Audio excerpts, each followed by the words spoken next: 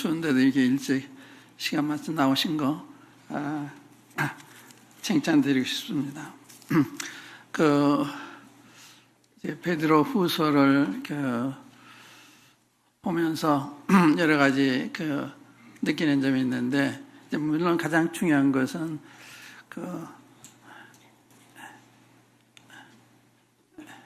미래를 바라다 보면서 어떻게 내 인생을 살아야 되나, 이게 이제 메시지예요.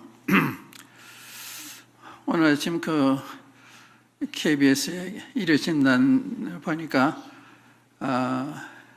한국 경제는 어디로, 이런 주제로 토론들 하더라고요. 한국 경제는 어디로, 우리 한국은 장래 어디로 갈까, 또 앞으로 여러분께서는 어디로 가게 될까. 우리가 이런 문제를 내 개인에 관련시켜서 생각하지 못할 때가 많이 있습니다. 현실이 바쁘고 현실에 묻혀 살다 보면 미래를 잘 생각하지 못하는, 또 미래의 내가 어떻게 될 것을 생각해 보지 못하는 이런 삶을 살게 되는데, 최근에 포항에서 우리나라의 두 번째로 큰 5.4의 지진이 일어났습니다. 포항 근처에서는 이재민들이 참 어떠한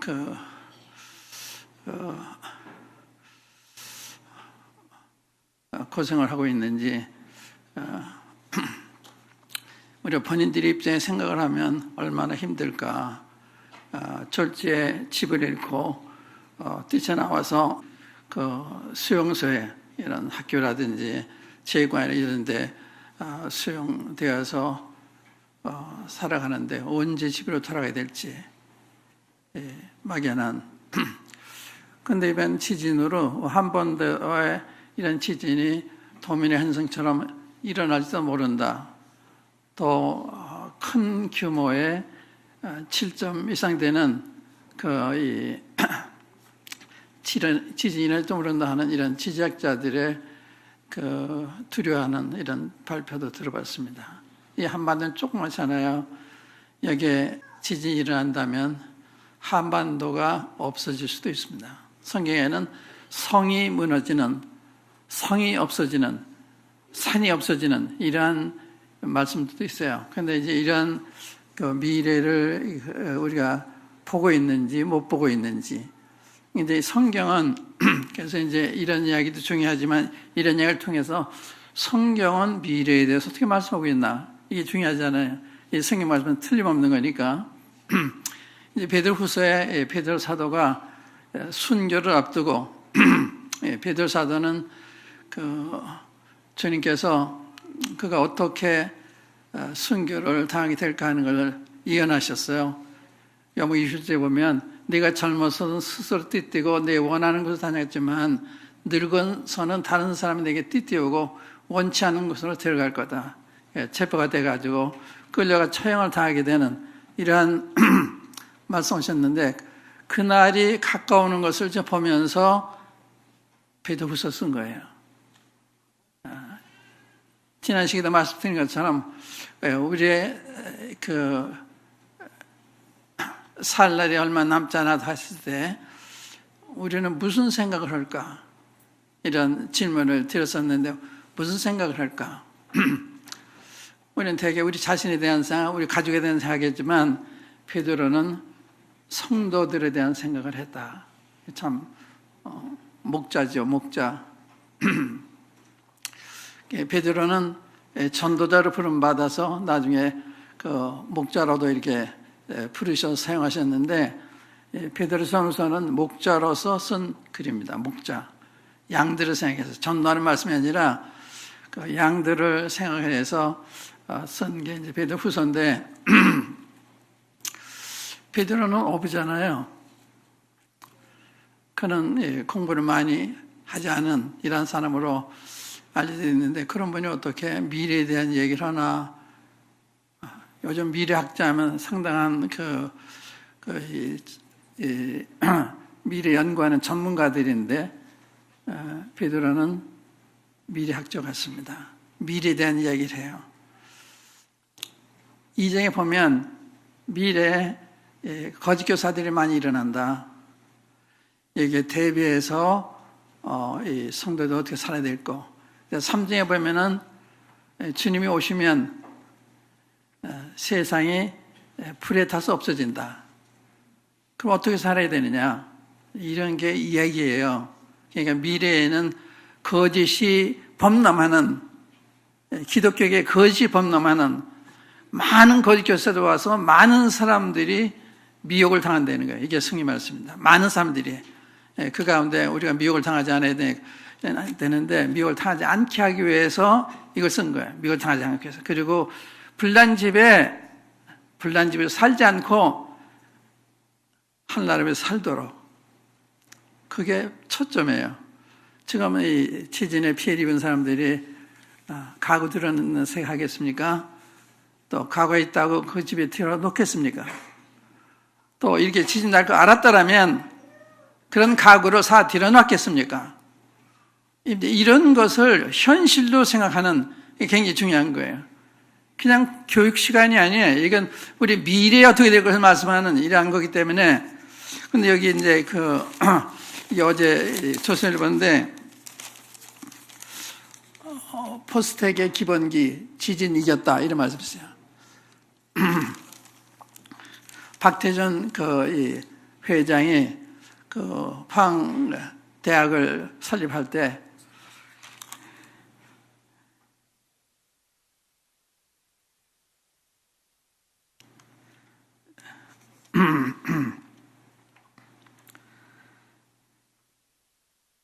그땐 지진의 위협이 없을 때인데도 지진을 대비해서 천년을 견딜 수 있는 건물을 지어라.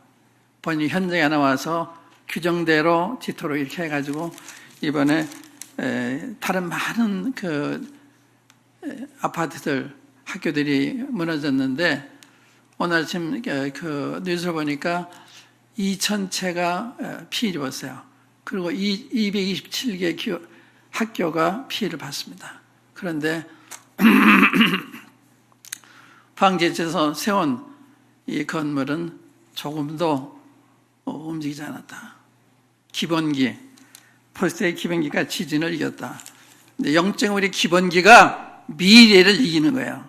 거짓교사들 와도 흔들리지 않고, 지진이 와도 흔들리지 않고, 미래에 어떠한 하나의 심판이 와도 흔들리지 않는 이런 기본기가 필요한 거예요. 기본기가. 기본 신앙. 근데 그게 단순한 거예요. 예수님을 잘 알면 되는 거예요. 예수님 잘. 근데 예수님 아는 것 같은데 몰라요. 그게 문제예요. 예수님 제대로 알면 예수님 살지 않아요. 예수님 왜 살죠? 그렇죠? 누구 왜 살고 있어요? 이 믿음이 확실하지 않다는 말이에요. 구원 받아가 하려고 하는 믿고 다 알고 있지만 실제로 믿고 있느냐? 이게 문제잖아요. 예수 확실히 알고 있으면 정신 차리는 삶을 사는 거예요. 가치관이 변하는 거예요. 그것이 베드로후서의 가르침입니다. 베드로는 어부였는데 하나님의 계시를 통해서 미래에 많은 교사들이 일어날 거, 많은 사람들이 흔들리고 믿으면서 떠나게 되고 이렇게 된다는 거예요. 우리가 이런 기본기가 안 되면 다 흔들리는 거예요. 기본기가 안 되면 다 흔들리는 거예요. 다른 이번에 지진 흔들리는 것처럼 흔들리는 거예요. 그런데 포항공과대학은 이겼다. 기본기가 튼튼했기 때문에, 원칙대로 건물을 지었기 때문에. 이거 신앙도 마찬가지예요. 우리 신앙이 무너질 수 있습니다. 무너지고 있을지도 몰라요. 이 미래에 대해서 견딜 수 있을 것 같으면 확실한 믿음이 필요해요. 예수님을 아는 게 필요합니다. 예수님을 알므로 우리가 변했습니다. 예수 알므로 우리가 예수 위에 살게 되고 하나님에 대한 소망을 가지게 되고, 근데 예수 안다는 자체가 굉장한 거예요. 예수 안다는 자체가. 예수 아는 지식을 살아가라 하는 것이 베드로 사도의 마지막 말씀이에요. 예수 아는 지식 살아가라. 예수 안다고 하는 것이 지식적으로 알아가는 건 아니에요. 성령을 직접 배우는 게 아니에요. 성령을 통해서 깨달을 때 삶이 변하는 거예요. 그게 진짜 아는 거예요. 근데 베드로가 이 휴전후서 쓸 때는 사람이 참 많이 달라졌어요. 전서 쓸 때는 예수의 사도 베드로는 그랬는데 후서 쓸 때는 그리스도의 종요 사도인 시몬 베드로 이렇게 자기 소개합니다. 상당히 겸손해진, 상당히 차분해진, 근신하는 마음, 이걸 엿볼 수가 있어요. 말에 조심하고 자기 자신에 대해서 정직하게 평가를 하고 자기를 소개하고 있는 이런 것. 그 다음에 우리와 같이 동일한 보배로운 믿음을 가진 자들에게 높은 마음이 없습니다. 다른 성도들과 우리 사도들의 믿음이 똑같은 거다. 우리가 아는 예수님과 여러분들이 아는 예수님 똑같은 거다. 겸손한 거예요. 가톨교회에서는 베드로 초대 교황으로 얘기하지만 그런 모습 하나도 없습니다. 사람이 주님을 알면 사람이 변하는 거예요. 인격이 변하는 것입니다. 그 다음에 베드로 사도 하는 말씀이 하나님과 우리 주 예수 그리스도를 알므로 은혜와 평강이 너에게 더욱 많을지어다. 은혜와 평강. 보통은 은혜와 평강이 있기를 원한다 하는데 하나님 예수 그리스도를 알므로 은혜와 평강이 더욱 많기 원한다. 이 은혜와 평강을 경험하는 길이 하나님 예수님을 알므로. 예수님 알 때 우리가 이 은혜를 경험하게 되고 평안을 경험하게 되고 이 이상 더 훌륭한 사람이 어디 있어요? 행복한 사람이 어디 있어요? 은혜가 풍성한 사람, 평강이 넘치는 사람, 어떠한 일에도 흔들리지 않는 사람. 그게 어디서 하나님과 우리 주 예수님을 알므로 되어지나요? 하나님 우리 주 예수 알므로 은혜의 평이 더욱 많을지어다. 이 베드로 사도는 우리가 예수 알므로 이렇게 됐기 때문에 예수를 알아가는 일에 더욱 힘을 써라는 게 이 이야기의 초점입니다. 그런데 우리 한번 열어보세요. 베드로후서 열어보시면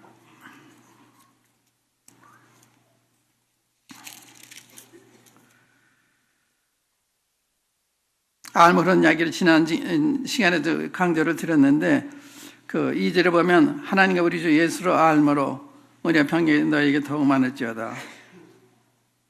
그 다음에 3절에도 우리를 부르신 이를 알므로 말미암아 우리가 신기한 능력을 얻어서 생명과 경건의 모든 것을 얻게 됐다.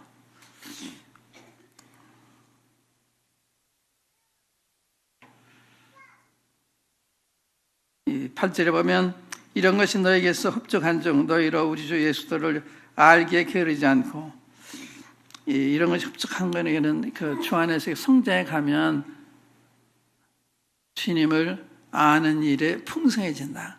악에 게으르지 않는 말은 아는 일에 불모지가 되지 않고 읽을 때 열매가 많이 맺힌 거야. 아, 주님이 이런 분이시구나. 이런 분이시구나. 이게 주님을 알아가는 거예요. 게으르지 않는 거예요. 열매 맺히는 거예요. 여기에 게으르지 않다는 말은 여자가 아기를 잉태하지 못하는 이런 이야기, 사막 같은 곳을 얘기하는 거예요. 우리 인격이 자라가면 우리의 마음에 주님을 닮아가면 이런 것을 아는데 불모적이 되지 않는다. 또 과일이 많이 맺힌 것은 풍성하게 알게 된다. 여기 이제 뒤에도 나옵니다만은 그 베드로 사도가 그 변화산상에서 주님을 뵈었을 때 너무 좋아서 주님 여기 있는 게 좋으니까 장막셋을 져서 하나님 주를 위해서 하나님 모세를 위해서 하나님 엘사를 위해서 하사이다 제안을 해요. 얼마나 좋았으면 그런 장막셋을 쳐서 여기 영원토록 살면 좋겠습니다. 주님이 계신 것이 좋은 곳이에요. 한나라하게 좋은 곳이고 이 땅에서 주님을 알면 너무 좋은 곳이기 때문에 이러한 곳을 떠나기로 하지 않나. 그래서 얘기하는 것은 주님이 아는 일에 살아가는데 아는 일에 살아가면 우리 인격이 자라는 게 믿음에서 믿음만 가진 사람이 이제 덕을 가진 사람이 되고 덕만 가진 사람이 지식 있는 사람이 되고 지식 있는 사람이 되는 게 아니라 또 절제하는 사람이 되고 인내하는 사람이 되고 경건한 사람이 되고 형제를 사랑하는 데 이르게 되고 또 하나님처럼 세상 사랑으로 바라보는 이러한 사람을 변해간다는 거예요. 이 주님을 알 때 우리가 변해가는 이게 놀라운 거예요. 그러니까 성경을 많이 해서 베드로후서 1장 뭐가 기록됐다. 2장 뭐 그게 중요한 그게 성경 공부 아니에요. 성경 공부는 성령의 하나님을 공부하는 것이 성경 공부예요. 그다음에 성경 읽을 때 거기서 하나님 반응하지 못하면 소용없어요. 도움이 안 돼요. 예수님 봐야만 변화가 되는 거예요. 그래서 이 베드로 사도는요,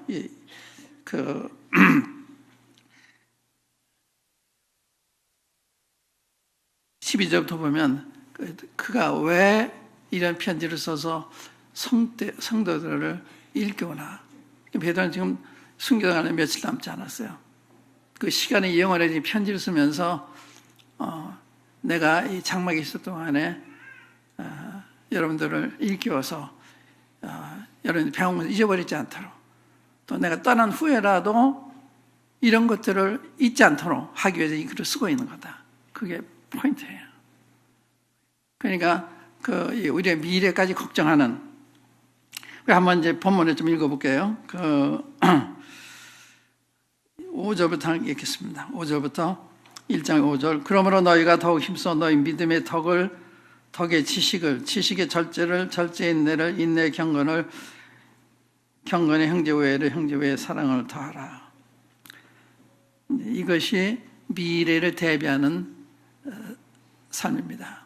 주님을 닮아가는, 주님을 더욱 알아가면 이런 사람이 되는 거예요. 주님 형상의 변화가 되는. 근데 이거 하나하나 설명하자면 시간이 많이 있기 때문에 믿음의 덕을 믿음만 가지만 해요. 거기 덕이 필요한 것입니다. 덕. 하나님의 뜻이기 때문에 난 누가 뭐래도 상관없다. 그런 게 아니에요. 상관이 있어요. 내 처신이 남한테 걸림이 되면 안 되는 거예요. 나한테는 정당한 건데 남에게 거침이 된다면 나는 안 하겠다. 그래서 사도가 그러잖아요. 내가 고기를 먹는 것이 형제에게 거침이 된다면 평생 고기를 먹지 않겠다. 그건 무슨 말이에요? 그러니까 우리의 삶 자체가 다른 사람을 고려하면서 처신하는 거예요. 다른 사람을 하면서. 혹시 나 때문에 다른 사람의 마음에 슬퍼하지 않을까? 낙심하지 않을까? 이렇게 생각해서 같은 레벨을 살려고 하는. 내가 너무 잘 살면 못 사는 사람들한테 근심되지 않겠어요? 그래서 그런 걸 고려해서 사는 거예요. 우리의 삶도, 우리의 삶의 스타일도 다른 사람을 고려해서 이 하는 말이 잘못이 아닌데도 조심하게 되고, 옷 입는 게 잘못이 아닌데도 옷 입는 것도 조심하게 되고, 머리 스타일도 조심하고, 다 조심하는 거예요. 남에게 피해 줄까 봐. 그래서 사랑이라고, 사랑. 이 사랑으로 남을 배려하는 거예요. 우리 북부교회가 이러한 우리가 된다면 얼마나 훌륭한 교회예요. 남을 배려하는. 우리 성도들이 좋은 점이 참 많습니다. 전 자랑스럽게 생각해요. 저는 여러 모임도 가보기 때문에 여러분들을 늘 비교해 생각을 해요. 네, 장점이 참 많습니다. 우리 모임은 문제가 없어요. 그게 놀라운 거예요. 그 자체가 놀라운 것입니다. 주님 안에서 주님을 향해 가고 있기 때문에 문제가 없는 거예요. 만약 우리가 그 주님 아는 일에 멈추고 우리 육신이 나타난다면 문제가 많이 발생해요. 근데 우리 모임 육신을 가진 사람이 나타날 수가 없어요. 인정을 못 받으니까. 육신적 행동하도 인정이 안 돼요. 그러니까 그러한 그 은혜를 우리가 잊고 있는 거잖아요. 믿음의 덕은 남에게 남을 세워주는, 이 덕이란 말이 원래는 그 건물이란 말이에요. 건물. 덕 세운단 말은 건물에 세우는, 사람을 세워주는 일, 사람을 격려하는 일, 사람에게 용기를 북돋아주는 일, 이런 일을 하는 거예요. 우리 자신이 다른 사람들 위해 도움이 되는, 위로가 되는 우리가 되는 거. 믿음의 덕을, 덕만 있으면 안 되고 덕의 지식을, 이 하나님 말씀에 또 제안을 받아야 덮어놓은 덕만 생각이 아니라 하나님 말씀을 따른 덕. 로마서 10장에 보면 너희가 하나님께 열심히 있으나 지식을 쫓은 것이 아니다. 그러니까 열심만 가지면 열심히 좋은 건데 하나님 말씀을 따른 열심이 되는 거죠. 그렇지 광신이 되는 거예요. 믿음의 덕의 지식을 하는 말씀에 의거한 덕성을 하는, 또 지식은 교만하기 쉬우니까 지식에는 절제가 필요한 것입니다. 안다고 자기를 자랑하기 쉽고 안다고 교만하기 쉬운데 정말 아는 사람은 점점 낮아진 거예요. 내가 남보다 나은 것이 없구나. 근데 진짜 아는 사람은 그런 거예요. 가짜 알면 내가 남보다 안다고 생각을 해요. 그건 알 걸 아는 사람이 아니에요. 그래서 이 지식에는 절제가 필요하고, 절제에는 인내가 필요하고, 인내에는 경건이 필요하고, 이 경건은 하나님과 같이 행하는 거, 하나님 앞에서 말하고 하나님 앞에서 행동하는, 하나님이 다 보시니까, 하나님이 다 들으시니까 그게 경건이에요. 사람은 안 본다 하더라도 하나님이 다 보시니까, 사람 못 들지만 하나님은 다 듣고 계시니까, 그러니까 경건한 사람이 나올 수밖에 없는 거.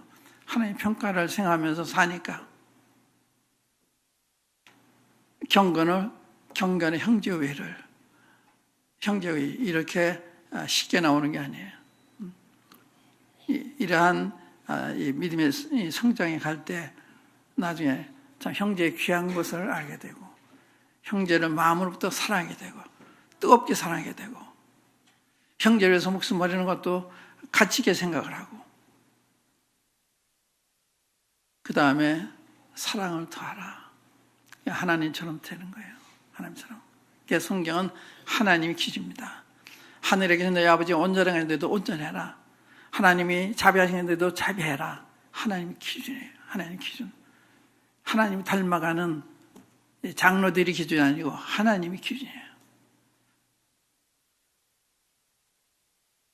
여기 이제 그 다음 구절 보면 이런 것이 너에게 있어 흡족한 즉 8절에 보면 이런 것이 너에게 있어 넘치는 즉 너희로 우리 주 예수 그리스도를 알게 게으르지 않고, 이제 쉽게 아는 거예요. 지혜 있는 사람은 지식 얻기가 쉽다. 자문을 했죠. 이 경건한 사람은 성경을 깨닫기가 쉬운 거예요. 그러니까 영적인 말씀이기 때문에 우리가 영적일 때 말씀이 감지가 되는 거예요. 영적이지 않으면 이 말이 이해가 안 돼요. 하나 알게 게으르지 않고 열매 없는 자가 되지 않게 하려니와, 열매가 풍성에 맺히는 것처럼 주님을 아는 일이 풍성해진다는 거예요. 이게 중요해요. 그러니까 우리 인격이 자라갈 때 주님을 알게 되고 그 아는 것이 풍성해진다. 그 가르침입니다.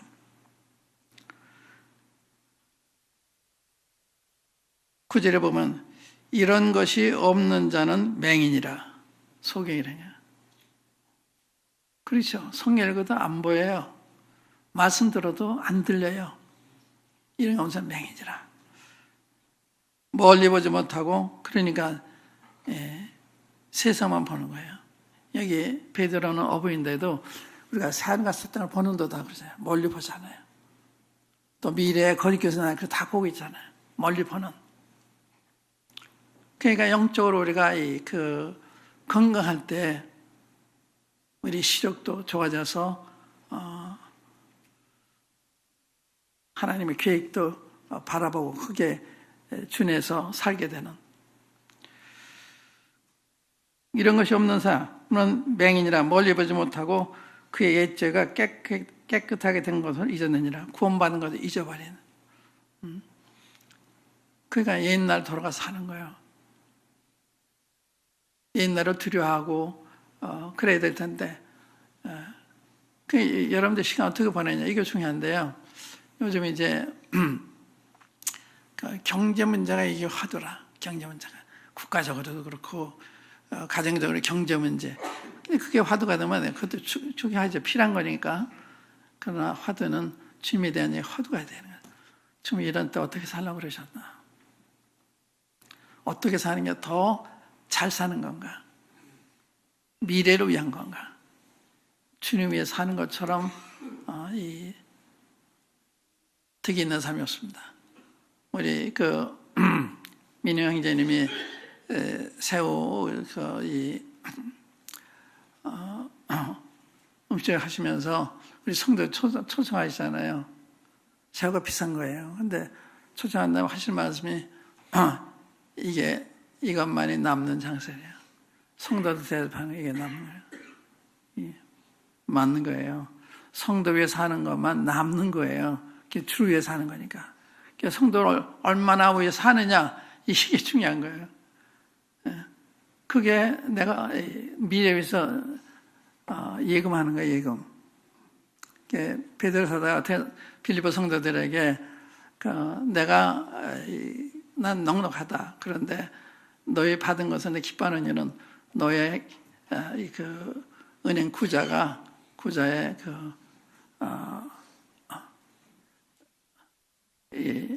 뭐라 그러지 그걸 예금액이 늘어가니까 난 그걸 기뻐해. 뿐만 아니라 이것이 하나님 기쁘게 한 것이고 또 향기로운 제물이고 하나님 기쁘시게 한 거다. 베드로는 그걸 생각하는 거야. 자기가 받은 것보다도 이 주신 사람이 주님 앞에서 그 예금이 늘어가는 거, 또 하나님 이래서 기뻐하시는 거, 이게 행기는 제물이 된 거, 이게 기회가 참 많은 거예요. 주님 기쁘시는 거는. 그러니까 이렇게 주일날 왔다 갔다 이것만 가서 하는 거예요. 이거는 최소한의 봉사입니다.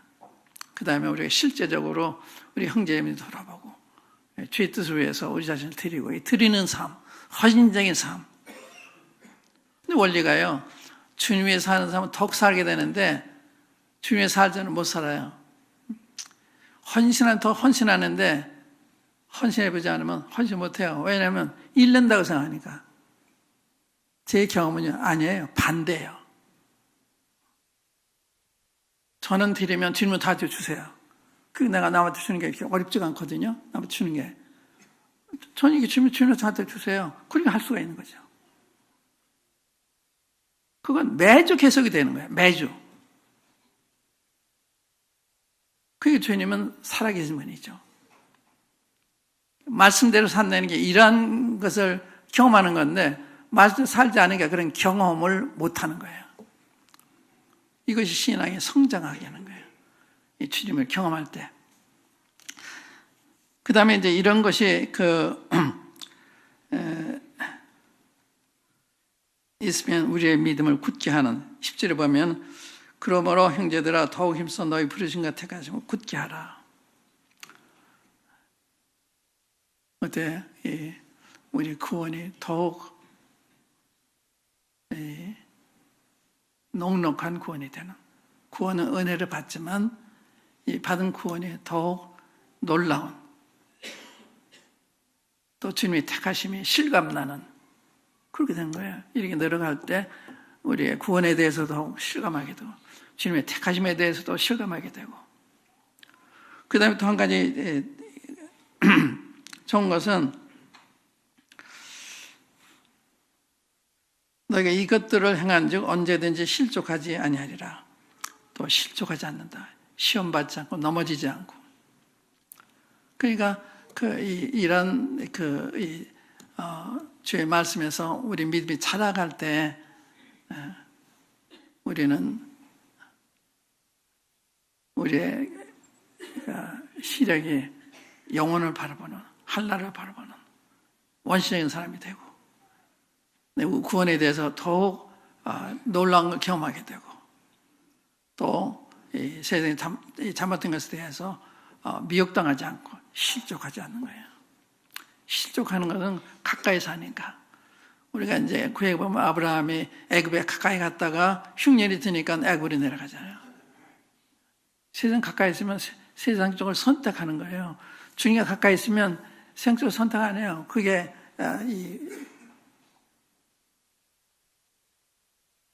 해로운 걸 알기 때문에. 이제 12절부터 보면요. 11절. 이같이 하면 우리 주 곧 구주 예수도의 영원한 날에 들어가면 너희 넉넉히 너에게 주시라. 우리 주 예수도의 영원한 나라. 이게 영원한 나라는 주목하셨어요. 우리가 이 나라에 들어가는 거예요. 그런데 넉넉한 마음으로, 즐거운 마음으로 겨우 들어가는 게 아니고, 이젠 이게 살았기 때문에 마음이 좋은 거예요. 넉넉하게 들어가게 되는 이런 축복이 겸해서 따라오는 것입니다. 그 다음에 12절부터 보면 이제 이 12절이 중요한 말씀인데, 뭐를 일깨우는가 하면, 주님의 제 이름에 대한 것은 너에게 알게 한 것이 꾸며낸 이야기를 다른 게 아니다. 신화에서 하는 이야기 아니다. 우리는 그의 위엄을 친히 본 사람이다. 하늘에서 그에게 대한 하나님의 소리를 들은 사람이다. 제가 한번 읽어볼게요. 그러므로 너희가 이것을 알고 이미 있는 진리에 서 있으나 내가 항상 너희에게 생각나게 하려 하노라. 내가 이 장막에 있을 동안에 너희를 일깨워 생각나게 함이 옳은 줄로 여기노니 이는 우리 주 예수께서 내게 지시한 것 같이 나도 나의 장막을 벗어난 것이 임박한 줄 알매라. 내가 힘써 너희로 하여금 내가 떠난 후에라도 어느 때나 이런 것을 생각나게 하려나. 우리 주 예수의 능력과 강림하심 너에게 알게 하는 것이 교명에만 이야기를 따른 것이 아니요 우리는 그의 크신 위엄을 친히 본 자, 목격자의 증언입니다. 변화산상 이야기하는 거예요. 보고서 읽어본 분들 다 아시는 이야기인데, 지극히 큰 영광 중에서 이러한 소리가 그에게 나기를 이는 내 사랑하는 아들이라 내 기뻐하는 자라 하실 때 그가 하나님 아버지께 존귀와 영광을 받으셨느니라. 이 소리는 우리가 그와 함께 거룩한 산에 있을 때 하늘부터 난 것을 들은 것이라.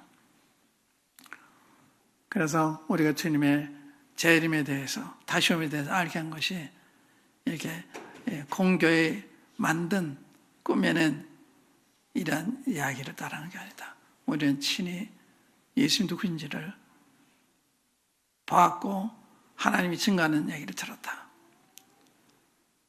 그런데 그 다음 구절에 보면 19절에 보면 또 우리에게 더 확실한 예언이 있어. 이런 목격자의 증언도 중요하지만 성경에 이미 여기다 기록이 돼 있어. 이 확실한 더 예언이 있어. 어두운 데 비치는 등불과 같으니 이 예언은 어두운 데 비치는 등불 같다. 이 세상은 밤이에요. 밤. 영적으로 밤이고 도덕적으로 밤이고 밤이에요. 그걸 아세요? 밤이기 때문에 행하는 걸 보세요.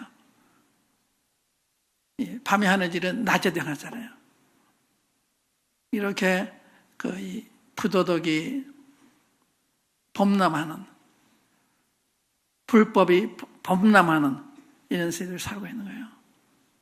참 위험한 짓을 하고 있습니다. 정신 차리지 않으면 미혹당하기 쉬운.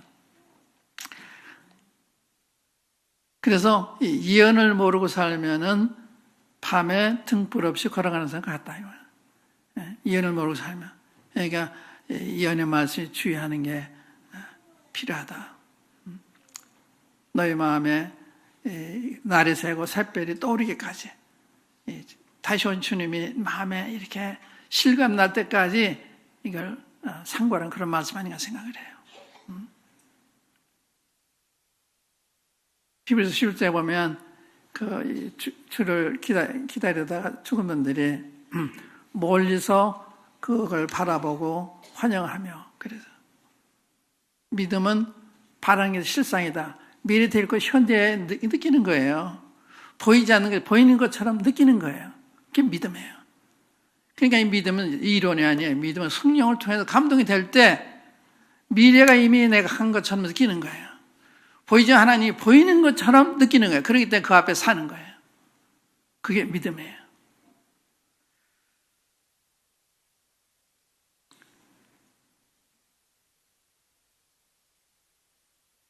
날이 새요 하는 건 이건 이 천년왕국으로부터 생활했을 땅에까지 내도 말씀 아닌가. 이 샛별은 우리 주님의 공중재림을 말씀하는 용어입니다. 샛별.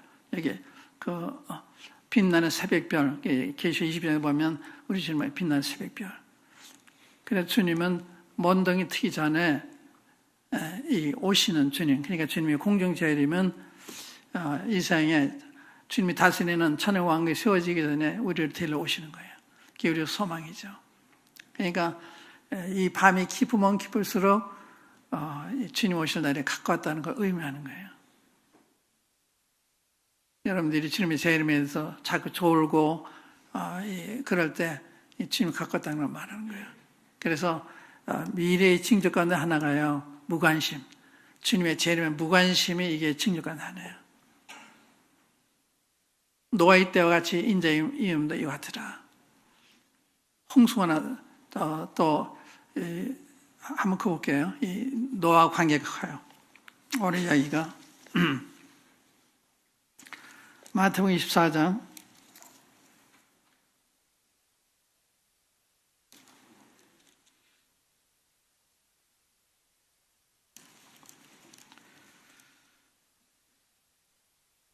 37절부터요. 35절부터 읽을게요. 35절부터 24장 전체가 주님 오실 때 어느 징조가 있겠습니까? 여기에 대한 답인데 그 말씀의 일부입니다. 천지는 없어질지언정 내 말은 없어지지 아니하리라. 그러나 그날 그때는 아무도 모르나니 하늘의 천사들도 아들도 모르고 오직 아버지만 아시나. 그런데 안다는 사람들이 있어요. 날짜를 정해놓고 예수님 어느 날 오신다. 그걸 한 사람 다 틀렸습니다. 날짜는 성경이 모른다고 그러는데 안다고 그러는 거예요.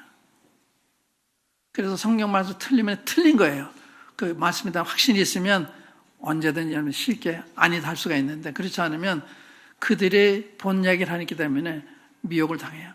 천국도 갔다 왔다 그러고 지옥도 갔다 왔고 거기서 누구 만나봤다고 그러고 그런 게 얼마나 많아요. 여러분이 유튜브에 들어가면은 얼마나 예수님 봤다는 사람 한라가 얼마나 많은지 아세요?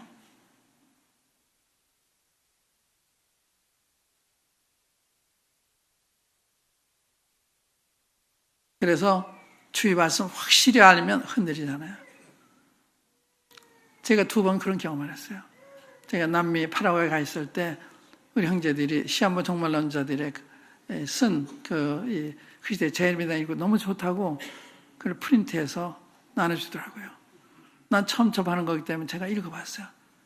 그럴듯해요. 그런데 구원론이 잘못되더래요. 여기서 아니다 이렇게 돼요. 같은 사도 바울을 인도한 성령이 쓰셨다는 구원론이 같아야죠. 그러니까 아니다. 불태워버려라. 그게 아니잖아요. 또 미국에서 미국에도 시한부 종말론자가 있었어요. 해로 캠핑이라는 사람이 있는데 그 텔레비 방송도 하고 이런 유명한 분이에요. 그분이 또 시한부 종말하니까 우리 형제 중에 한 사람이 미국에 있어요. 그래서 제가 장거리 전화로 한 30번은 이렇게 설명해도 아이 형님 그날 가보면 알잖아요. 그래. 그러기 자신만만해요. 그날이 왔는데 주님이 안 오셨어요. 그리고 그분을 제가 LA에서 만났는데 부끄러운 것도 없고 미안하던 말도 없고 사람이 이 양심까지 달라서 그건 좀 훌륭한 가장 존경받는 형제였는데 그렇게 변한 거예요. 제가 아니라고 왜 그러냐. 이 말씀 모른다 그랬어. 안다는 그 발상부터 잘못된 거다. 주님 모른다 그랬는데 그게 말씀 있으니까 큰 계산을 주장할 수가 있나요? 말씀 모르면요. 그 본 이야기가 그럴듯하니까 끌려 들어간 거예요. 이런 그런 분들 많아요. 여러분들 가운데 그런 거 있을 거예요. 뭐 천둥 지구 보고 왔다. 그런데 이끌리는. 그게 왜 필요해요? 성경 얼마나 정확한 말씀이 있는데. 그런 얘기 미혹되면 점점 끌려가서 잘못된 대로 끌려가는 거예요. 그 다음에 37절 노아의 때와 같이 인자의 마음도 그러하리라.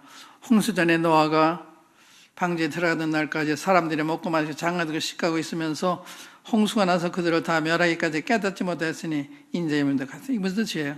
시가 장관이 잘못된 게 아니라 방제 들어가는 날까지 사람들이 관심을 두지 않았다는 거예요.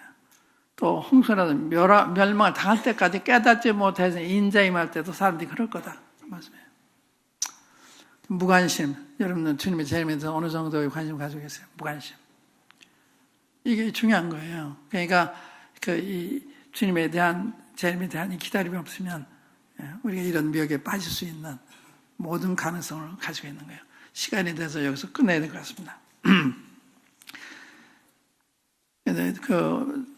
결론을 좀 내려보면 이게 먼저 할 것은 성경의 모든 예언은 사설에 풀 것이 아니요 예언은 언제든지 사람의 뜻을 내는 것이 아니요 오직 성령의 감동하심을 받은 사람들이 하나님께 받아 말한 것입니다. 그러니까 이 예언은 사람이 낸 것이 아니고 하나님의 성령을 통해서 주신 거기 때문에 하나님의 성령을 통해서 알아야 되는 거예요. 풀어야 되는 거예요. 그리고 다른 예언사 비교해서 봐야 되는 거예요. 그러니까 예언의 말씀은 사설에 풀 게 아니다. 인간적으로 풀 게 아니고 성령님의 감동이 필요하고 다른 예언의 말씀을 비교해서 아는 게 필요하고. 그런데 이 예언은 거룩한 사도들이 주님께 받아서 하나님께 받아서 말한 거다. 이게 성경입니다. 여기 그 21절에 예언은 언제든지 사람의 뜻으로 낸 것이 아니요 오직 성령의 감동하시 받은 사람들이 하나님께서 받아 말한 거예요. 그러니까 베드로 이런 후서의 말씀 너무 놀랍죠. 오늘 여기까지만 하겠습니다. 한번 기도하십시다. 각자 기도하시죠. 들으지 말고 생각하면서 기도해 보시고.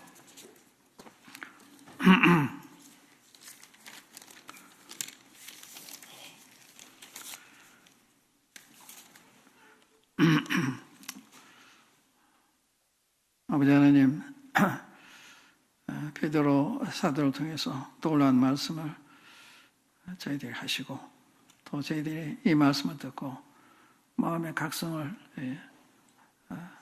받을 수 있게 해주심을 감사합니다. 성령께서 계속 이 말씀에 저희들의 심령에 있게 하셔서 주님의 은혜와 아는 지식에서 자라게 되므로 이 모든 미혹으로부터 보호를 받을 수 있게 하시고 저희들이 주를 위해서 하는 경건한 삶을 살아갈 수 있도록 도와주시기 바랍니다. 주 예수 그리스도의 이름으로 아버지 하나님께 기도합니다. 아멘.